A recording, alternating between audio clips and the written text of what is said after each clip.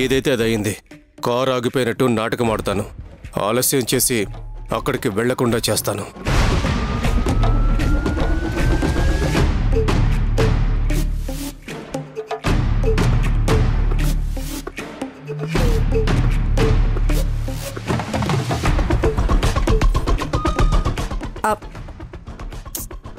ఏమైంది సుబ్బరాజు? ఒక్క నిమిషం మేడం, చూస్తాను.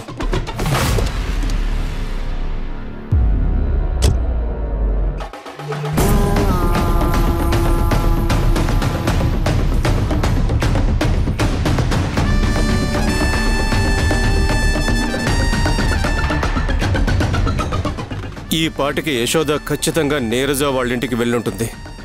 ఒక్క అరగంట మేనేజ్ చేస్తే చాలు, యశోద తిరిగి వెళ్ళిపోతుంది.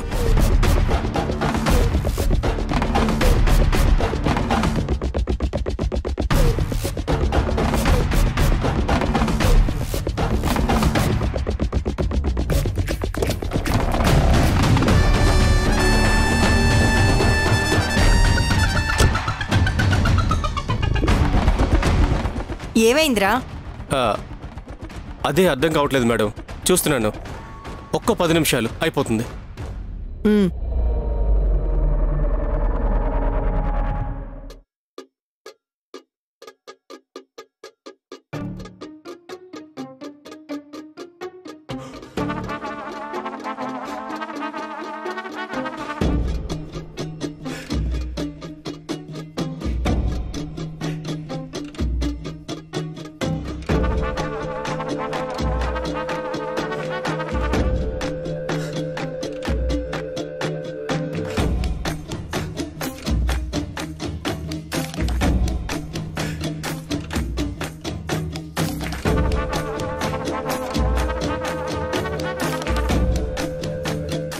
రేయ్, ఇంకెంతసేపు?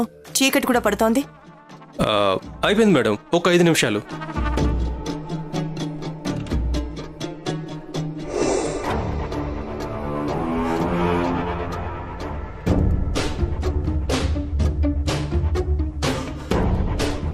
రే సుబ్బరాజు, నేను ఇంటికెళ్తానురా. నువ్వు కార్ రిపేర్ చేయించుకొని వచ్చాయి.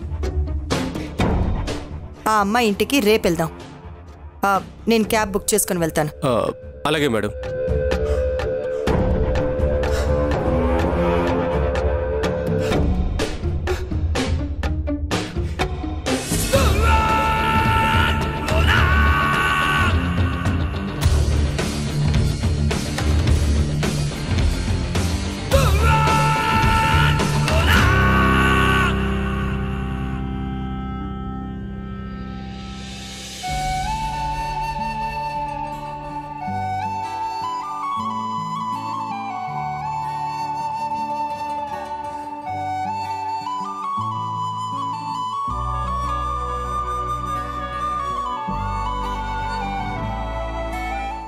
హరి హరి హరి, నువ్వు చెప్పినట్టుగానే పాప హెయిర్ తీసుకుని వచ్చాను. వెంటనే డిఎన్ఏ టెస్ట్ చేయించేసేవా? యశోద, ఆ పాప నీ పాపే అని ప్రేమించావు. ఒకవేళ డిఎన్ఏ టెస్ట్లో ఆ పాప నీ పాప కాదని వస్తే? ఖచ్చితంగా నా పాపే హరి. నా పాప కాదు అనే ఆలోచన కూడా దరిదాపుల్లో కూడా రానివ్వను. ఎందుకంటే పాపని పట్టుకున్నప్పుడు ఆ స్పర్శ నాకు చెప్తోంది ఆ పాప నా పాపే అని. నువ్వన్నట్టు ఒకవేళ ఆ పాప నా పాప కాకపోయినా ఆ పాప మీద నా మమకారం ఎక్కడికి పోదు. ఖచ్చితంగా నేను అప్పుడప్పుడు వెళ్ళి ఆ పాపని చూసొస్తాను. అదే తన నా పాప అయితే మాత్రం ఎట్టి పరిస్థితుల్లోనూ తన్ని వదలను, తెచ్చుకుంటాను. ఈ వెంట్రుకలు తీసుకునేటప్పుడు పాప ఏడవలేదా? ఏడ్చింది హరి. ఒక్కసారిగా ఆ ఏడుపు వినగానే నాకే పాపం అనిపించింది. కానీ నా కోసం, నా పాప కోసమే కదా చేస్తుంది అని నా మనసుకు నేను నచ్చ చెప్పుకున్నాను. వెంటనే పాపని నవ్వించేశాను. డిఎన్ఏ టెస్ట్ రాకముందే నీ కళ్ళలో ఆనందాన్ని చూస్తున్నాను యశోద. అవును హరి, నేనిప్పుడు చాలా హ్యాపీగా ఉన్నాను. అవును, ఈ డిఎన్ఏ టెస్ట్ రిజల్ట్ ఎప్పుడొస్తుంది? మామూలుగా అయితే 4 to 5 వర్కింగ్ డేస్ పడుతుంది. అలా కాకుండా మంచి ల్యాబొరేటరీ ఉండి మనకి తెలిసిన వాళ్ళుంటే మినిమం 24 hours పడుతుంది. అంటే నేను ఇంకా 5 days వెయిట్ చేయాలా? అవసరమే లేదు. ల్యాబొరేటరీలో నా ఫ్రెండ్ ఉన్నాడు, వాడిని రిక్వెస్ట్ చేసుకుని 24 hours వచ్చేలా చేస్తాను. అవునా? చాలా థ్యాంక్స్ హరి. ఎన్ని రోజులు అన్నయ్య వాళ్ళు నేను డల్గా ఉన్నాను అని ఫీల్ అవుతున్నారు. ఇప్పుడు నా ఆనందాన్ని చూస్తే వాళ్ళు హ్యాపీగా ఫీల్ అవుతారు. ఇంటికి వెళ్దామా? అన్నం తినేసి వెళ్దురమ్మా. అసలే శానా పొద్దుపోయి ఉండదు. ఇయాలప్పుడు వెళ్ళి ఇంట్లో వాళ్ళని ఇబ్బంది పెట్టుడెందుకు? పప్పుసారు కాశాను, అడవి కోడిగుడ్లు కూడా ఉడకపెట్టాను. తినేసి వెళ్దురమ్మా.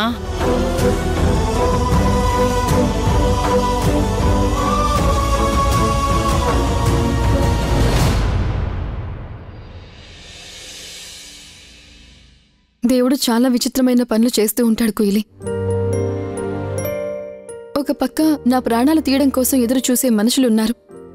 మరోవైపు నీలాగా సారంగిలాగా ఇంట్లో అన్నయ్య వదినల్లాగా నా కోసం ప్రాణాలిచ్చే వాళ్ళు ఉన్నారు. మీ ఇద్దరి మధ్యలో ఉంచి నన్ను నా జీవిత గమ్యాన్ని చేరుకోమని, నా జీవితంలో ఏం జరిగిందో తెలుసుకోమని నాకు పెద్ద సవాలు విసిరాడా భగవంతుడు. మీ అందరి ఆశీస్సులతో నేను త్వరలోనే నా పాపం తెచ్చుకుంటాను. నా బిడ్డకి నేను దగ్గరవుతాను. అది తప్పకుండా జరుగుతుందమ్మా. రండి తినేసిపోదురు గాని.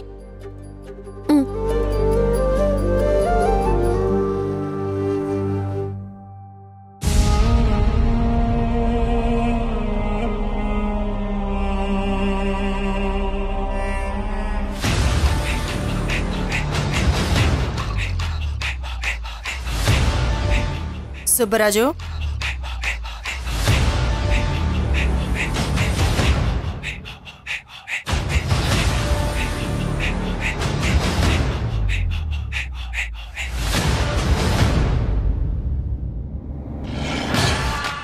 చెప్పండి మేడం. ఏమైందిరా అసలు? నువ్వు ఈ మధ్య ఎక్కడో ఆలోచిస్తూ ఉంటున్నావు. ఏదైనా డబ్బు ఇబ్బందా, లేకపోతే ఇంకేమైనా ప్రాబ్లమ్స్ ఉన్నాయా? అసలు దేని గురించి ఆలోచిస్తున్నావో చెప్పు. అదే డబ్బైతే నేనిస్తాను. ఇంట్లో సమస్యలైతే చక్కబెట్టడానికి ట్రై చేస్తాను. ఏం లేదు మేడం. రే, నువ్వు నా దగ్గర ఏదో దాస్తున్నావు. అదేంటో నువ్వు చెప్తావా, నన్నే తెలుసుకోమంటావా? ఊర్మిళ మేడం తెలుసుకుంటే యశోద విషయం బయటకు వస్తుంది. నేనే ఏదో ఒకటి చెప్పి కవర్ చేయాలి. ఏం చెప్పాలి?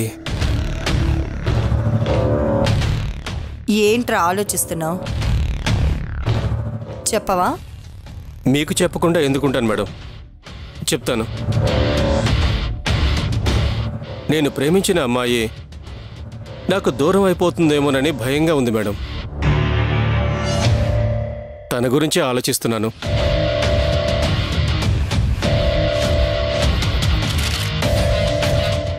ఎవర్రా అమ్మాయి? నీలాంటి వాణ్ణి ప్రేమించింది? నీలాంటి వాణ్ణి ప్రేమించింది అంటే ఖచ్చితంగా బుద్ధి లేనిదే అయ్యుంటుందిరా. అయినా ఏ అమ్మాయి అయినా చదువుకున్నవాణ్ణో, వ్యాపారస్తున్నో ఇలాంటి వాళ్ళని లవ్ చేస్తుంది, కానీ నీలాంటి వాణ్ణి ఎందుకు లవ్ చేస్తుందిరా? ఖచ్చితంగా దాన్ని మెంటల్ హాస్పిటల్లో జాయిన్ చేయాల్సిందే. ఆ అమ్మాయి నన్ను ప్రేమించట్లేదు మేడం, నేనే అమ్మాయిని ప్రేమిస్తున్నాను. రే, ఈ రోజుల్లో ప్రేమ అనేది ఏదీ లేదురా. అవసరాల్ని బట్టి రూపం మార్చుకుంటూ వెళ్తుంది, అంతే. నువ్వు ఒకే ఒక్క విషయం గుర్తుపెట్టుకో, చెప్తాను. మనలాంటి వాళ్ళకి ప్రేమలు బంధాలు పనికిరావురా. మనలాంటి వాళ్ళందరం ఒక్క డబ్బునే ప్రేమించాలి, దానికోసమే బ్రతకాలి, దానికోసమే ఏమైనా చెయ్యాలి. అది దూరమైతే బాధపడాలి తప్ప మనుషులు దూరమైతే బాధపడ్డమేంట్రా? నాన్సెన్స్. డబ్బుతో కొనలేనిదంటూ ఏముంది చెప్పు? దేన్నైనా నువ్వు వ్యాపారంగానే చూడు. ఒక పని చేస్తే నీకు ఎంత మిగులుతుందో ఆలోచించు. అప్పుడే నీ జీవితం బాగుపడుతుంది. ఉద్యోగం చేస్తే నెలంతా కష్టపడితే 1,00,000 రూపాయలు వస్తుందేమో. ఉదాహరణకి మన హాస్పిటల్లో పనిచేస్తున్న డాక్టర్ల గురించి ఆలోచించు. వాళ్ళకి 1,00,000 వస్తాయి. మహా అయితే ఓ 5-6 లక్షల శాలరీ ఉంటుంది. నీకు నెలకి 10 లక్షల పైనే సొమ్ము ముడుతుంది.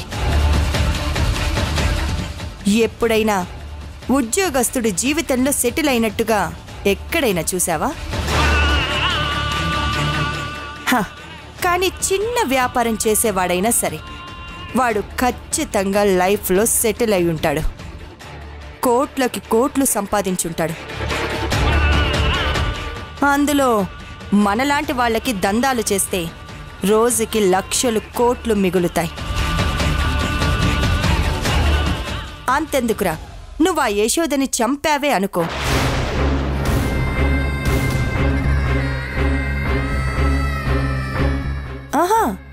చంపావే అనుకో, నీకు నేనిచ్చేదానికన్నా గిఫ్ట్గా 2 కోట్లు ఎక్కువిస్తాను. చూసావా, 24 గంటల్లో నువ్వు దాన్ని చంపగలవు. ఒకే ఒక్క నిమిషంలో దాని ప్రాణం తీయగలవు. 2 కోట్లు సంపాదించగలవు. కానీ ఉద్యోగం చేసావే అనుకో, ఎప్పటికి సంపాదిస్తావురా 2 కోట్లు? ఏం ఆలోచించకుండా అది ఎటు పోతే అటు పోనివ్వు. నువ్వు లైఫ్లో మంచిగా సెటిల్ అయిన తర్వాత మంచి అమ్మాయిని చూసి పెళ్లి చేసుకో, సరేనా? సరే మేడం, నేను ఇంటికి వెళ్తాను, కొంచెం పనుంది. జాగ్రత్తగా వెళ్ళు.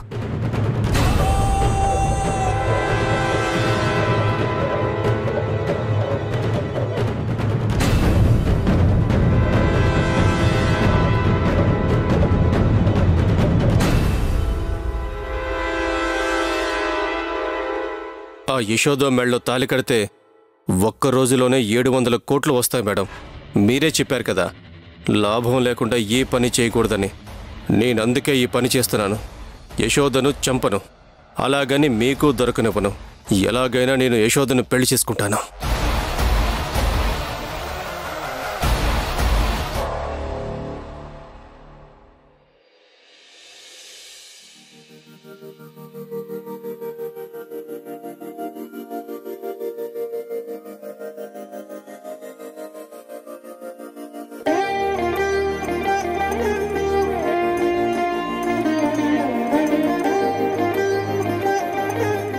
ఇంత నుండి ఇంతలా కాలం ఎంత తొందరగా మారిపోయింది యశోద. చిన్నప్పుడు నువ్వు వచ్చిరాని మాటలతో నన్ను బావా బావా అంటుంటే నాకు నవ్వొచ్చేది, నిన్ను ఏడిపించేవాణ్ణి. కానీ ఇప్పుడు ఆ రోజులు మళ్ళీ వస్తే ఎంత బాగుండు. నువ్వు బావా అని ప్రేమగా ఇప్పుడు పిలిస్తే వినాలనుంది. నీ మీద నిన్న మొన్నటి వరకు అభిమానం, ఇష్టం మాత్రమే ఉండేవి. కానీ నీతో చేసే ప్రయాణంలో ఆ ఇష్టం ప్రేమగా ఎప్పుడు మారిందో తెలీదు. నా మనసులోని మాటని నీ మనసుకు అర్థమయ్యేలా చెప్పాలని ఎదురు చూస్తున్నాను. అది నువ్వు ఆనందంగా ఉన్నప్పుడు మాత్రమే చెప్తాను. ఊర్మిళ వాళ్ళ దగ్గరున్న బిడ్డ నీ బిడ్డ అని రుజువైతే మాత్రం వెంటనే నా ప్రేమ నీకు చెప్పేస్తాను. ఎవరు ఏమనుకున్నా సరే, ఆఖరికి మా అమ్మ కోప్పడినా సరే, నీ బిడ్డకి తండ్రి స్థానంలో, నీ భర్త స్థానంలోకి రావడానికే నాకెలాంటి అభ్యంతరం లేదు. నా ప్రేమలో నిజాయితీ ఉంది. అందుకే నా ప్రేమ గెలుస్తుందనే నమ్మకం నాకుందే యశోదా. I love you.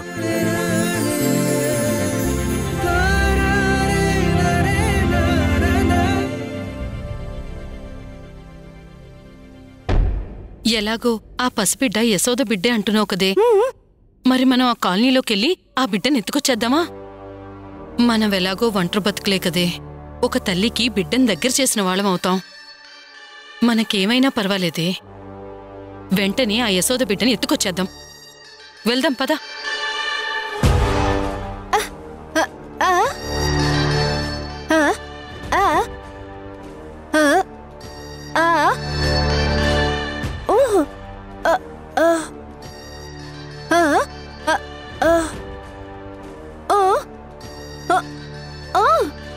వాళ్ళంత చెడ్డ రాక్షసులని నేనా విషయమే ఆలోచించలేదు. ఆ ఊర్మిళకి యశోద మీద అనుమానం వస్తుంది అంటున్నావు అందుకే. కానీ ఈరోజు కాకపోయినా ఏదో ఒక రోజైనా ఆ ఊర్మిళకి యశోద మన దగ్గరికి వచ్చి వెళ్తుంది అని తెలిస్తే అప్పుడైనా యశోదమ్మకి ప్రమాదమే కదే. అందుకే యశోదమ్మ గురించి ఊర్మిళకి తెలిసేలోపే ఊర్మిళ దగ్గర నుండి ఆ పాపని ఎత్తుకొచ్చేయాలి. కుదిరితే అక్కడే ఆ ఊర్మిళని సంపేసేయాలా, మన పగ తీర్చుకోవాలా. అప్పుడే వనం సావుకి మనం ఒక అర్థాన్ని ఇచ్చిన వాళ్ళమవుతాం.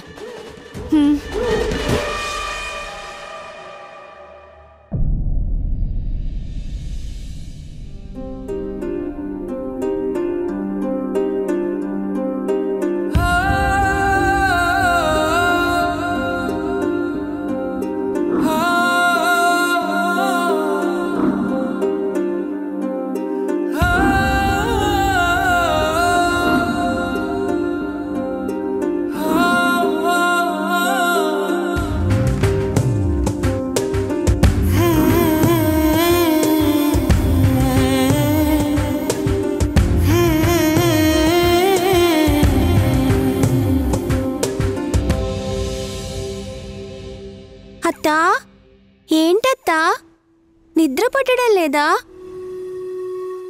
ఇంకా కళ్ళు తెరుచుకునే ఉన్నావు? లేదు నిక్కి, నాకు నిద్ర పట్టడం లేదు. అవునా? నిద్ర రావడం లేదంటే నువ్వేదో ఆలోచిస్తున్నావని అర్థం. దేని గురించి ఆలోచిస్తున్నావత్తా? నా పాప గురించి. నేను మొన్న వేరే వాళ్ళ ఇంటికి వెళ్ళాను అని చెప్పాను కదా, అక్కడున్న పాప నా పాపే అనిపించిందని మీ నాన్నతో కూడా అన్నాను కదా. అవునత్తా. ఆ పాప నా పాపో కాదో తెలుసుకోవడానికి రిపోర్ట్స్ అన్నీ టెస్ట్కి పంపించాను. ఖచ్చితంగా ఆ పాప నా పాపే అని తేలుతుంది. ఇన్ని రోజులు నా జీవితం ఎడిపోతుందో నాకు తెలియలేదు. నా గతం గురించి తెలుసుకునే ప్రయత్నంలో నా బిడ్డ మీద నాకు ప్రేమ పెరిగింది. నా బిడ్డ ఎక్కడుందో తెలుసుకోవాలి అనుకున్నాను. దేవుడి దయ వల్ల చాలా తొందరలోనే నా బిడ్డ ఎక్కడుందో నాకు తెలుస్తుంది. ఆ బిడ్డ నా బిడ్డ అయితే ఇన్ని రోజులు నేను పడ్డ కష్టాల్ని, బాధల్ని అన్నిటినీ మర్చిపోయి కొంతైనా నేను సంతోషంగా ఉంటాను. అత్తా, ఆ పాప నీ పాప అయితే మన ఇంటికి తీసుకొస్తావా? నేను రోజు ఆడుకోవచ్చు. నువ్వు, పాప, నేను, నాన్న అందరం హ్యాపీగా ఉండొచ్చు. అలాగే. ఇంత ఆనందంగా ఉన్నప్పుడు నిద్రపోవాలత్తా, నిద్రపో. లేదు నిక్కి, నాకు నిద్ర రావడం లేదు. నా మనసు ఆనందంతో ఉంది, కానీ నా బ్రెయిన్లో మాత్రం ఏవేవో ఆలోచనలు తిరుగుతున్నాయి. సరే అత్తా, మా నాన్న నాకు నిద్ర రానప్పుడు ఒక జోలపాట పాడతాడు. అది నీకోసం పాడనా? ఓ, నీకు పాటలు పాడటం కూడా వచ్చా నిక్కీ? వచ్చేత్తా. నువ్వు నిద్రపోతానంటే పాడతాను. సరే అయితే పాడు. సరే అయితే నేను పాడతాను, నువ్వు పడుకో. దా.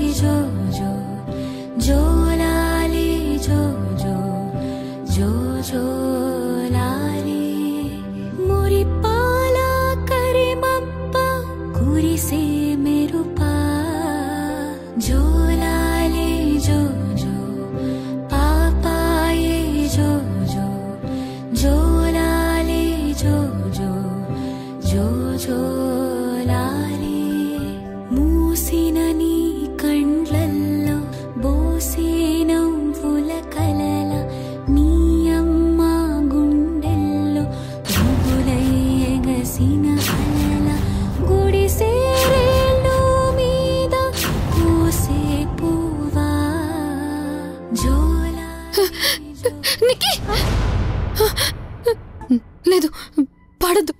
ఈ పాట పాడద్దు. ఏమైందత్తా? ఏం లేదు, నేను పడుకుంటాను కానీ నువ్వు ఈ పాట పాడద్దు నిక్కీ. సరే అత్తా. పడుకో.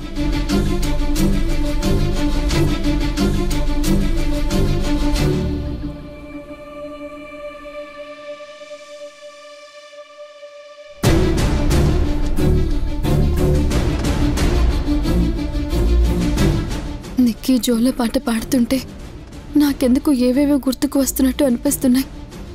అసలు నాకు ఏం గుర్తుకొస్తున్నాయి? ఆ పాటకి నాకు ఏమన్నా సంబంధం ఉందా? నాకేం అర్థం కావట్లేదు. తల నొప్పి వచ్చేస్తుంది.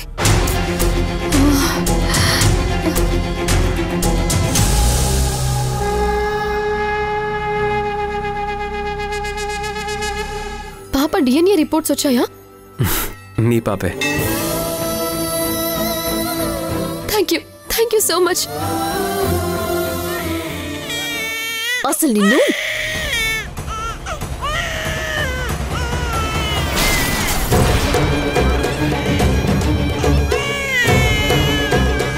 అంటే నా బిడ్డ మీ ప్రాణాలు కాపాడిందన్నమాట.